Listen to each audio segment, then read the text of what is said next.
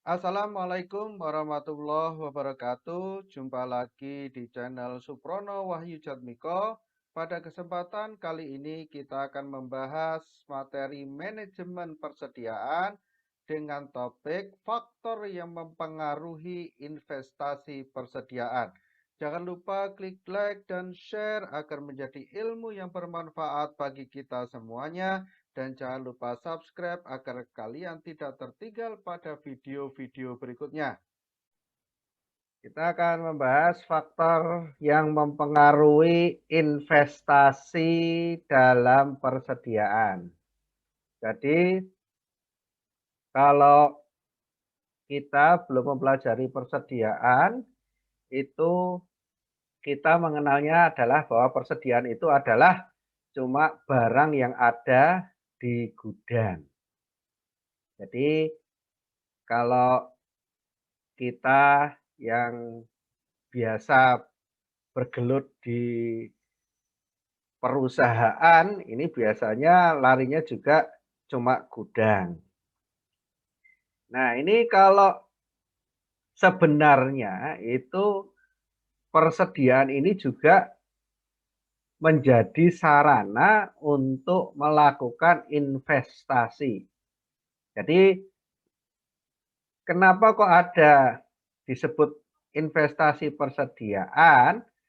Karena dengan persediaan ini nanti itu bisa membuat perusahaan itu dia terus eksis atau dia itu malah gulung tikar kan gitu. Terus eksis atau gulung tikar. Jadi kalau eh, berita yang barusan keluar ya itu Menteri Keuangan Sri Mulyani itu menjelaskan bahwa Indonesia itu ibaratnya seseorang itu kalau dilihat dari luar itu adalah wanita yang cantik dan seksi kan. Tetapi begitu kenalan kan, begitu kenalan itu ternyata itu wanita itu tidak suka mandi, baunya luar biasa kan. Padahal kalau dari jauh itu wanita yang cantik dan seksi kan, itu ibaratnya seperti itu. Nah, kalau yang dicermati oleh Menteri Keuangan itu adalah bahwa kalau investor mau investasi ke Indonesia itu menarik, tetapi begitu investasi itu menjadi tidak menarik karena akan keluar banyak biaya. Nah, yang diamati oleh Sri Mulyani adalah tingginya biaya logistik. Nah, salah satu wujud biaya logistik itu di dalam bagian itu adalah biaya pengelolaan persediaan. Mengapa kok biaya logistik di Indonesia itu sangat mahal? Karena memang tidak dikelola dengan baik, dengan profesional, ya. Kemudian kekurangan sarana dan prasarana pendukungnya. Karena Indonesia itu tidak menyediakan atau tidak menyiapkan atau mungkin hanya belum menyediakan itu infrastruktur pendukung investasi di bidang logistik.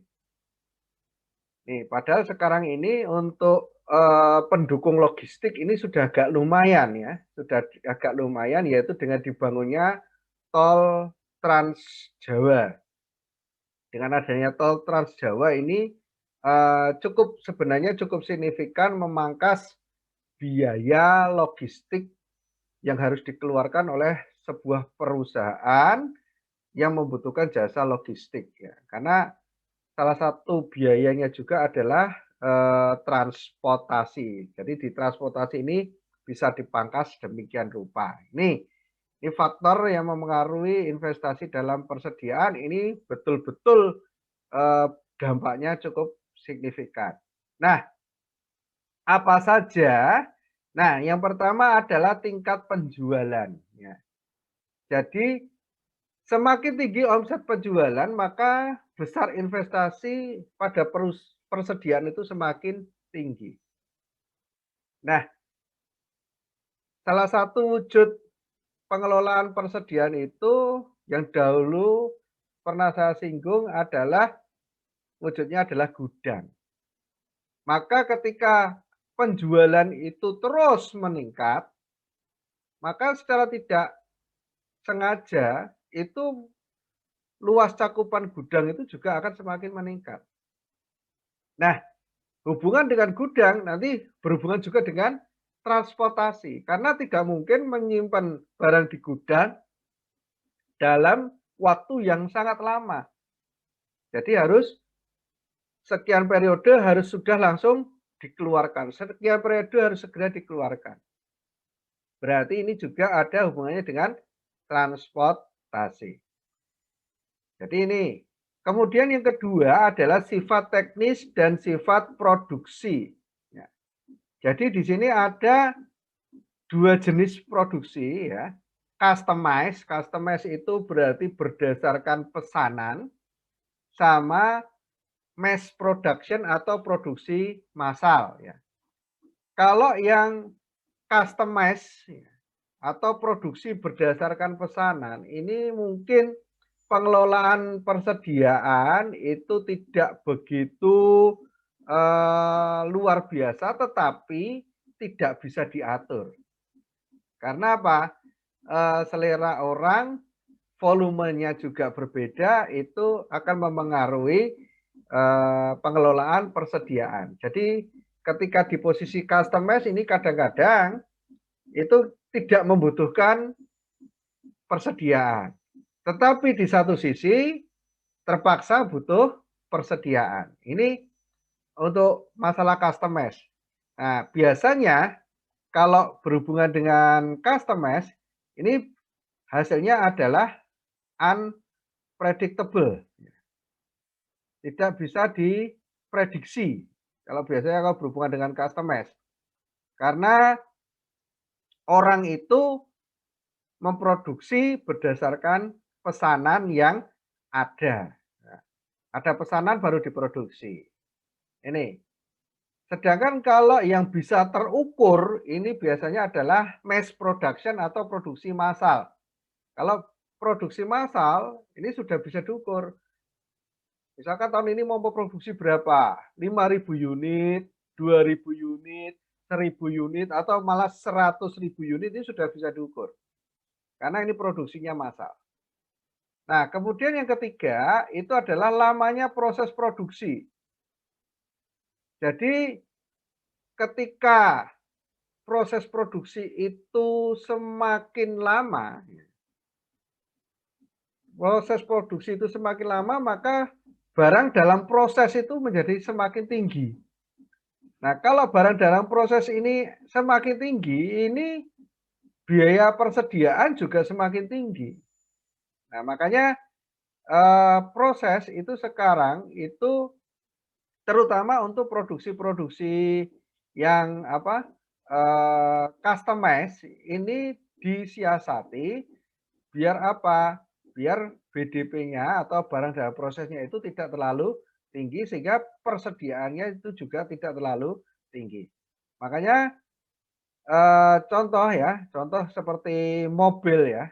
Mobil itu yang customize itu dan termasuk yang paling mahal itu adalah mereknya Rolls-Royce ya. Rolls-Royce ini dia menyelenggarakan produksi untuk mobil itu adalah customize. Nah, tetapi dia berani serumit-rumitnya produk customize dari Rolls-Royce ya. Jadi ketika seorang pelanggan itu dia mengcustom hampir seluruh, boleh dikatakan malah sampai seluruh dari bagian mobil tersebut, dia berani mengklaim cuma 1 tahun lamanya sudah selesai. Nah, kenapa kok bisa seperti itu? Karena dia membangun suatu jaringan supply chain sehingga bahan baku itu bisa tersedia tepat pada waktunya atau istilahnya dalam manajemen operasional adalah just in time. Jadi bisa tepat waktu. Ambil dari mana kulit, misalkan joknya harus dari kulit, ambil dari kulit yang mana, dari produknya dari negara mana, lalu ini dipasang, ini istilahnya bisa sampai seperti itu. Bahkan customize dari mobil Rolls Royce tadi itu bisa bahkan sekitar 6 bulan saja kan itu. Ketika customize-nya itu tidak yang paling tinggi. Bayangkan saja, ini mobil itu di-custom berdasarkan selera dari pelanggan, mereka sanggup selesai dalam 6 bulan. Itu kalau mungkin di Indonesia sepertinya untuk perusahaan Indonesia belum bisa ini ya, belum bisa. Jadi ini adalah supaya apa? Investasi dalam persediaan itu tidak terlalu tinggi. Nah, nomor 3 ini berkaitan dengan yang nomor 4. Daya tahan bahan baku dan produk akhir. Nah, dari produk-produk terutama yang custom itu nanti akan dibagi bahan bakunya, ada yang bahan baku tahan lama, bahan tidak tahan lama, dan bahan yang musiman. Nah, kenapa tidak bisa secepat produksi massa? Karena memang ketika custom ini bisa jadi bahan baku ini semua ada. Kalau produksi massa, ini biasanya memakai bahan yang tahan lama dan tidak bersifat musiman.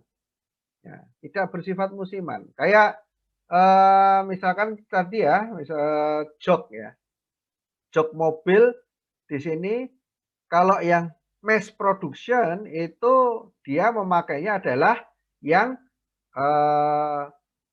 kulit tetapi sintetis ya. Kulit tapi sintetis. Sehingga ini kulit buatan. Ini kan jelas tahan lama, tidak mungkin dia itu termakan oleh usia dan sebagainya, tidak perlu proses pengawetan dan sebagainya. Ini salah satunya. Kemudian faktor yang mempengaruhi investasi dalam persediaan yang berikutnya adalah lamanya pembelian dan pengiriman. Nah, jadi tadi berkaitan dengan ada produk massa maupun produk custom nih ya. Di sini juga dilihat adalah proses lamanya pembelian dan lamanya pengiriman.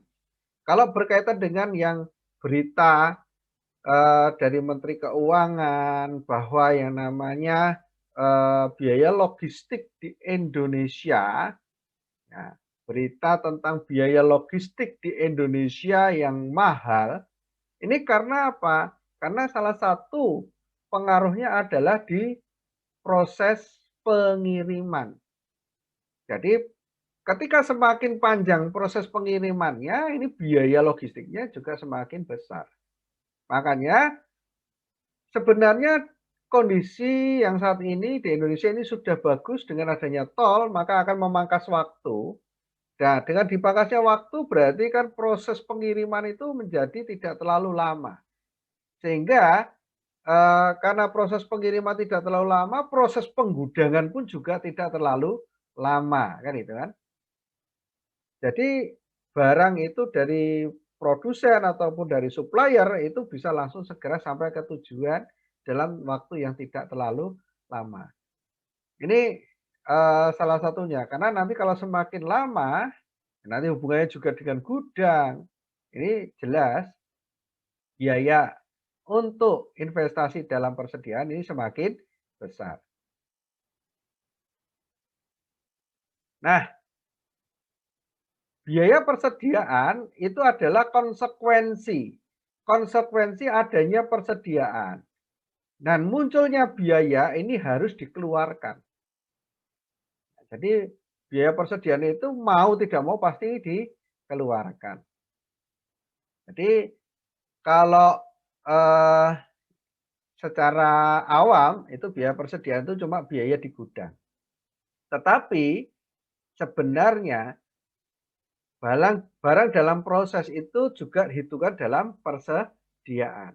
Jadi barang dalam proses itu kan ini kan misalkan adalah dalam bentuk bahan berjalan ini. Ini kan sebenarnya ini masih proses tapi belum sampai ke titik finalnya. Belum sampai ke titik finalnya, ini masih berjalan. Ini sebenarnya ini termasuk dihitung dalam persediaan. Ini. Nah, biaya persediaan ini ada biaya utamanya. Apa biaya utamanya? Yang pertama adalah biaya pengelolaan persediaan atau inventory carrying cost. Ini meliputi ada biaya modal, biaya penyimpanan, dan biaya pelayanan persediaan. Nih, jadi ada biaya pengelolaan persediaan. Ada modal. Ya. Jadi kita membeli barang sebagai modal kerja tapi belum dipakai, ini adalah biaya modal. Kemudian ada biaya penyimpanan. Ya. Lalu biaya pelayanan persediaan. Yang kedua adalah biaya pemesanan atau order atau setup cost. Nah, ini meliputi biaya pemesanannya. Jadi ini jangan berpikir seperti kita ya. Kalau kita mungkin memesan makanan, memesan minuman ya via ojek online gitu ya. Via ojek online ini mungkin istilahnya seolah-olah tidak ada biaya. Padahal ini sebenarnya ada biaya. Biaya apa? Kuota kan. Nah, ini sebenarnya ini biaya pemesanan itu di situ. Ini baru kita yang orang per orang atau cuma suatu keluarga kecil ya. Nah, kalau perusahaan ini jelas akan keluar biaya. Orang yang mengorder itu karyawan ya, dia digaji. Nah, digaji itu apa? Khusus pemesanan barang ini jelas ini kan. Kemudian nanti untuk dia mesannya pakai apa? Telepon, berarti pulsa telepon ya kan? Kemudian dia pesannya bagaimana? Atau mungkin via internet, berarti kuota internet. Ini adalah biaya pemesanan. Kemudian setelah dipesan barang itu dikirim, yaitu dengan apa? Transportasi. Maka di sini ada biaya transportasi. Transportasi di sini melekat di pemesanan. Maka ini dimasukkan di dalam biaya pemesanan. Nih, kemudian ada transportasi, ada biaya penerimaan atau receiving cost. Loh, masa biaya kita nerima barang ada biayanya? Ya kalau istilahnya disamakan dengan kita yang orang per orang seperti ini, kita misalkan tadi nerima orderan apa kita ngorder via ojek online, kemudian kita terima barang, itu memang kita tidak mengeluarkan biaya kan. Nah, biayanya sudah melekat di situ, ada biaya makanan ya, biaya si ojeknya itu berarti transportasi ya. Biaya pemesanannya ya tadi apa, kuota internet dan sebagainya. Tetapi kalau di perusahaan biaya penerimaan ini ada. Karena barang yang dipesan itu kalau perusahaan tidak mungkin cuma piece per piece dalam bentuk kantong kresek kan tidak mungkin. Biasanya perusahaan itu pesannya itu dalam jumlah yang cukup besar. Maka ketika nerima barang pun tidak mungkin cuma apa itu orang yang membawa itu tidak mungkin dijinjing itu juga tidak mungkin. Biasanya begitu dari truk itu sudah siap apa forklift kan itu. Sudah siap forklift untuk apa? Menerima barang kan itu. Makanya ada biaya penerimaan itu di situ. Kemudian yang ketiga, biaya kekurangan persediaan atau expected stock out cost. Nah, biaya kekurangan ini muncul akibat kekurangan persediaan dan perusahaan tetap berusaha memenuhi kebutuhan pelanggan. Nah, kok ada biaya kekurangan kan? Nah, ini kalau ilustrasinya paling enak itu gudang. Gudang taruhlah ruangan di situ ukurannya taruhlah misalkan 3 kali 3 ya, 3 meter kali 3 meter kayak sebuah kamar gitu ya. 3 meter kali 3 meter itu, eee, misalkan bisa untuk menyimpan berapa kan ya, bisa untuk menyimpan berapa barang. Misalkan di situ, bisa taruhlah misalkan barangnya adalah pakai kemasan 10 kali 10 ya, 10 kali 10 itu berarti, nanti kalau disusun ya, disusun itu berarti, ke itu ada 30 kotak ya, 30 kotak, kemudian jadi panjangnya 30 kotak, lebarnya 30 kotak ya kan, kemudian ke atas itu ada 30 kotak ya kan. Berarti kan, itu berarti kalau dihitung berarti 3 kali 3 kali 3 itu berarti ada 27.000 kubik ya, 27.000 kubik ya. Jadi itu posisinya ada 270 pak ya. Ya, 270 pak itu kapasitas untuk ruangan 3 kali 3 dengan kemasan 10 kali 10 senti gitu kan. Nah, kan misalkan seperti itu. Nah, ruangan itu kapasitasnya adalah 270 kemasan. Dan supaya kemasan itu tidak rusak, maka biasanya gudang itu dikasih fasilitas-fasilitas. Misalkan di situ ada obat dan sebagainya, supaya tidak dimakan rayap, supaya tidak ada ngengat, tidak ada binatang yang masuk, maka dikasih obat-obat dan sebagainya, lalu bisa jadi dikasih disinfektan, ya.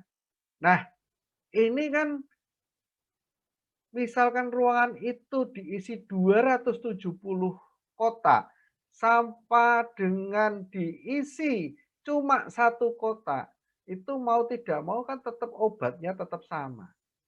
Nah, lebih untung mana? Lebih untung ketika ruangan itu diisi penuh, ya. Karena ketika diisi penuh, biaya yang harus dikeluarkan itu akan lebur dalam jumlah kotak yang tersedia di situ. Nah, ini salah satunya seperti itu. Nah, kalau diisi kurang, maka ini biaya yang tadi dalam perawatan ruangan itu juga akan semakin besar. Kalau semakin penuh, semakin kecil. Nah, inilah yang dimaksud biaya kekurangan tersebut. Selisih antara kalau ruangan itu diisi penuh sama ruangan itu tidak diisi penuh. Itu selisihnya adalah biaya kekurangan. Makanya di dalam pengelolaan persediaan itu tidak bisa istilahnya itu cuma eh, setengah itu tidak bisa, kalau bisa tetap full. Makanya kalau yang sudah memiliki gudang itu biasanya perusahaan itu berupaya jangan sampai gudang itu kosong kan. Maka supaya gudang itu tidak kosong itu dikaryakan. Maka dalam perkembangannya itu ada warehouse showroom. Kenapa kok ada warehouse showroom? Itu karena supaya tidak ada gudang itu yang kosong. Nah, penghitungan nilai persediaan. Penghitungan nilai persediaan ini adalah proses pemeriksaan dan penghitungan fisik persediaan yang tersimpan di gudang atau istilahnya kalau di dalam bahasa akuntansi itu adalah stock of none. Jadi ini eh, tentang persediaan ini berkaitan dengan manajemen sekaligus berkaitan dengan akuntansi. Pada proses ini dilakukan yang namanya validasi posisi persediaan yang berada di gudang dengan tercatat secara sistematis. Jadi ketika stock of now ini dicatat, ya, dicatat kemudian divalidasi. kesesuaian antara fisik dengan catatan. Nah, nanti itu harus selalu dicek. Frekuensi penghitungan persediaan dilakukan sesuai dengan kebijakan perusahaan. Jadi penghitungan persediaan ini bisa setiap hari, bisa setiap minggu, bisa setiap bulan, bisa juga 6 bulan sekali, bisa juga setahun sekali. Nah, ini tergantung perusahaannya ya. Jadi kalau tadi kayak apa Mas Tri di hotel itu ya. Di hotel itu kalau persediaan itu ada yang dihitungnya itu mungkin harian karena itu adalah kebutuhan harian. Ada juga yang mungkin kalau dihitung harian itu kurang efisien. Ya mungkin dihitungnya bulanan. Dihitung bulanan. Jadi bisa juga mungkin kalau 1 bulan ini belum habis, hitungnya kapan? Mungkin menghitungnya 2 bulan sekali, 3 bulan sekali, atau 6 bulan sekali. Nah ini frekuensi ini tergantung dari kebijakan perusahaan dan kebijakan perusahaan ini menyesuaikan jenis perusahaan tersebut ya. Nah, metode penentuan nilai persediaan ini ada 4 metode. Yang pertama adalah standard cost. Ya, jadi di dalam metode penentuan nilai persediaan di sini yang pertama adalah dengan standard cost, di mana berdasarkan ketetapan dan acuan dari perusahaan. Biaya itu sudah ditetapkan. Biaya yang ada ini biasanya kalau pakai standard cost ini perusahaannya ini sudah berpengalaman, lalu biaya yang dikeluarkan itu tidak variatif. Nah, biasanya yang seperti ini mass production. Kalau mass production itu ya pasti yang keluarnya cuma segitu. Barangnya yang keluar pasti itu. Nilainya pasti segitu, tidak mungkin lebih kan. Ini namanya standard cost. Biayanya sudah ada. Lalu ada yang namanya moving average. Berdasarkan nilai transaksi rata-rata berjalan. Nah, moving average ini perusahaan itu menghitung dalam satu periode. Satu periode ini biaya yang dikeluarkan untuk persediaan itu ada berapa. Kemudian dibagi. Ini adalah moving average. Jadi menghitungkan secara rata-rata, di rata-rata. Nah, biasanya yang pakai moving average ini sesuatu hal yang tidak bisa diukur atau sifatnya adalah customized ya. Nah, ketika bersifat customized ini biasanya memakainya adalah moving average ya, pakai rata-rata. Kenapa kok tidak bisa langsung dipukul rata gitu? Karena memang kadang ada, kadang tidak. Kalau kalau customized biasanya kan kadang ada, kadang tidak. Kalau tadi saya contohkan adalah sebuah mobil ya, yang customized itu ya kadang ada pesanan, kadang tidak. Beda yang mass production. Mass production, produksi massal jebret gitu ya. Itu pasti setiap hari, setiap bulan, setiap tahun ada produksi. Nih. Nah, ini yang 3-4 ini adalah yang paling sering dipakai ya. Paling sering dipakai yaitu metode FIFO, first in, first out. Persediaan pertama masuk akan dikeluarkan terlebih dahulu. FIFO ini biasanya dipakai untuk perusahaan-perusahaan yang berhubungan dengan barang-barang yang mudah kadaluarsa. Itu biasanya menggunakan FIFO.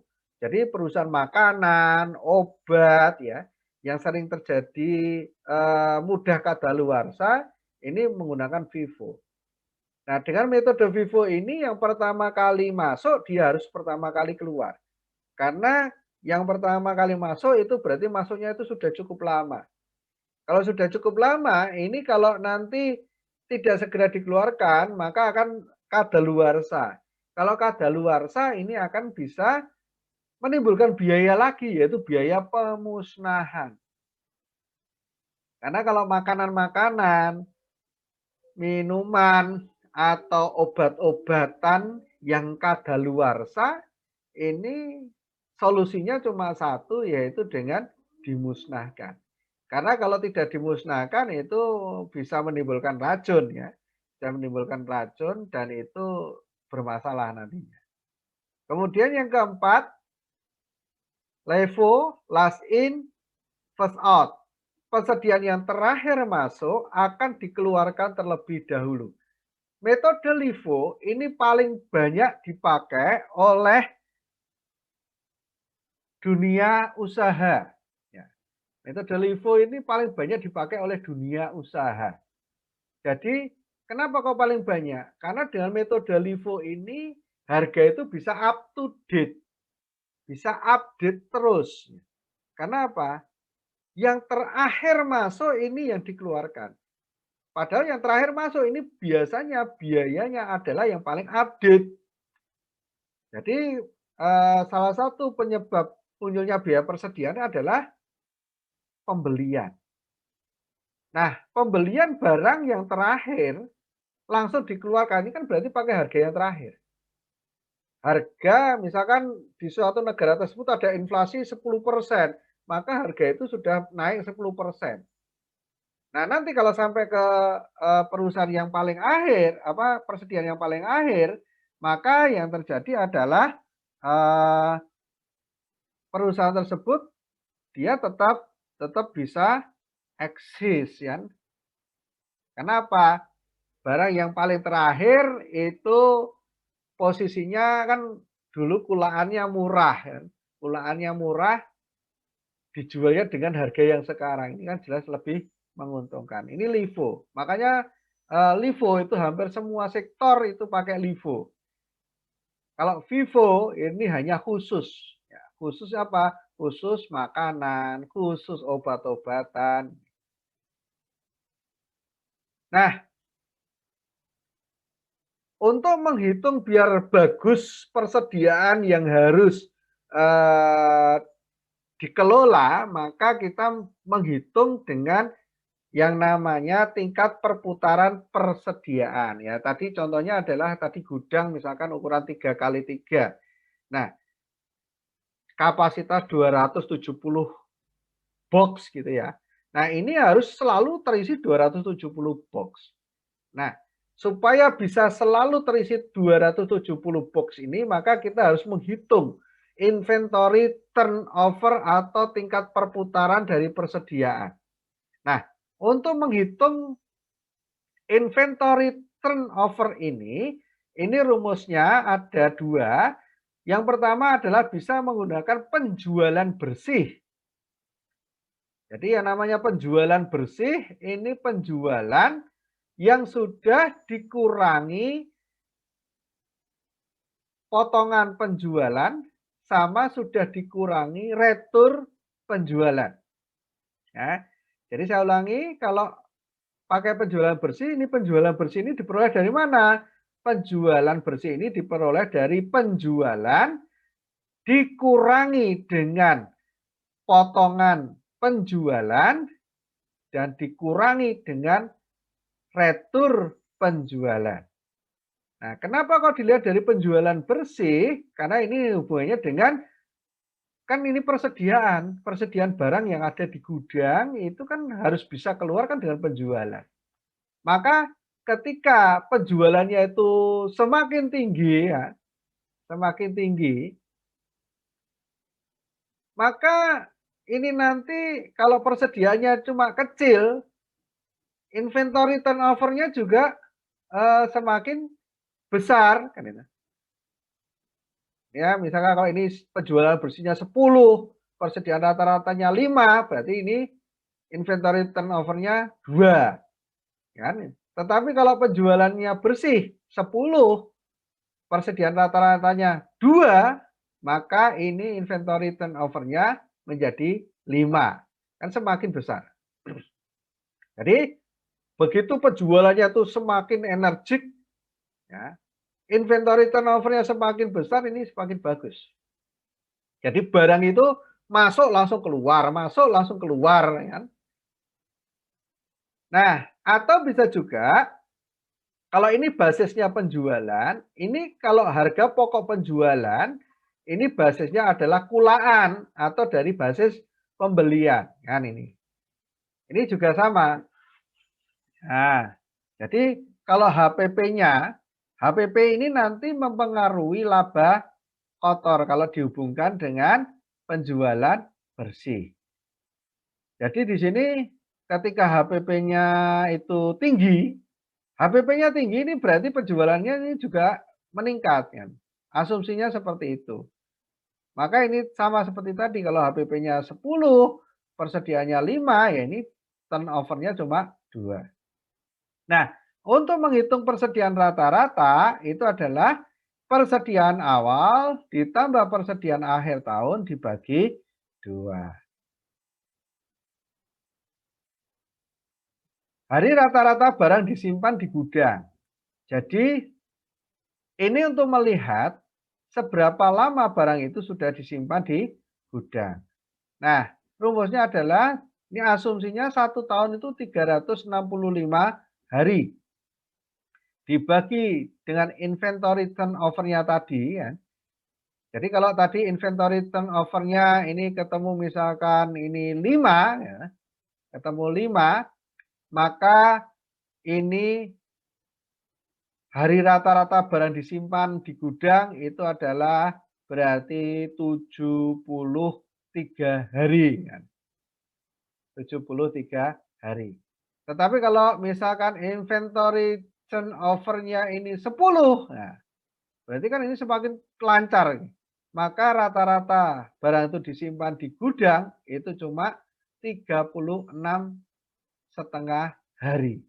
Nah ini maka ini inventory turnover-nya ini bisa diperbesar. Nah untuk menghitung HPP atau harga pokok penjualan, ini rumusnya adalah persediaan awal ditambah pembelian bersih dikurangi persediaan akhir. Di mana pembelian bersih ini sama dengan harga pembelian ditambah beban angkut pembelian dikurangi retur pembelian, kemudian dikurangi potongan pembelian. Nah, ini adalah menghitung pembelian bersih. Jadi harga pokok ini basicnya adalah dari pembelian. Contoh soal, ini contoh soal. Diketahui persediaan barang per 1 Januari 2008 itu adalah 20 juta. Di mana pembelian bersih selama tahun 2008 itu ada 380 juta. Persediaan barang akhir tahun 40 juta. Perintahnya adalah hitung inventory turnover dan hari rata-rata barang disimpan di gudang. Nah ini. Kita pertama kali akan menghitung yang namanya harga pokok penjualan. Harga pokok penjualan tadi rumusnya adalah persediaan barang awal ditambah pembelian bersih dikurangi persediaan akhir. Persediaan awalnya di sini tadi adalah 1 Januari 20 juta. Maka di sini kita tulis 20 juta. Kemudian pembelian bersih di sini 380. Maka di sini kita tulis pembelian bersih adalah 380. Ini kita jumlahkan menjadi 400 juta. 400 juta ini disebut dengan barang tersedia untuk dijual. Barang tersedia untuk dijual. Ini besarnya adalah 400 juta. Kemudian setelah ketemu barang tersedia untuk dijual, maka dikurangi persediaan akhirnya adalah 40 juta. Nah, ini dikurangi 40 juta, maka HPP-nya adalah 360 juta. Nih. Nah, setelah ketemu HPP, ini HPP-nya 360 juta, maka kita kemudian mencari yang namanya rata-rata persediaan barang dagang. Tadi persediaan barang awal 20 juta, persediaan barang akhir 40 juta. Nah, ini kalau dijumlah 60 juta, 60 juta dibagi 2, berarti rata-rata persediaan barang dagang adalah 30 juta. Inventory turnover kita pakai yang HPP, karena datanya adalah HPP.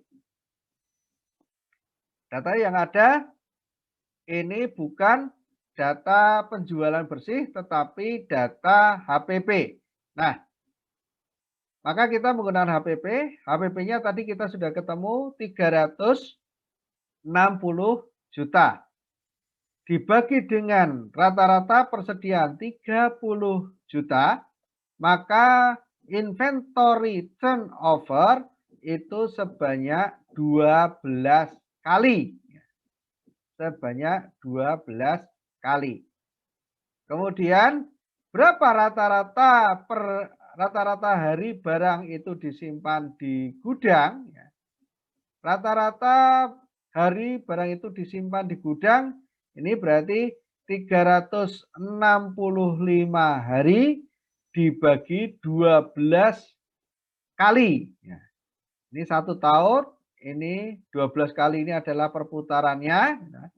Maka rata-rata barang itu disimpan di gudang, ini kalau dibulatkan berarti rata-rata adalah 30 hari. Jadi kalau dari hitungan ini berarti barang itu setiap bulan itu ada barang keluar masuk. Barang keluar masuk ini setiap bulan. Jadi ketika ada barang keluar langsung ada barang masuk lagi. Sehingga ini fresh ya. Fresh. Jadi setiap bulan atau 30 hari ini barang itu keluar masuk.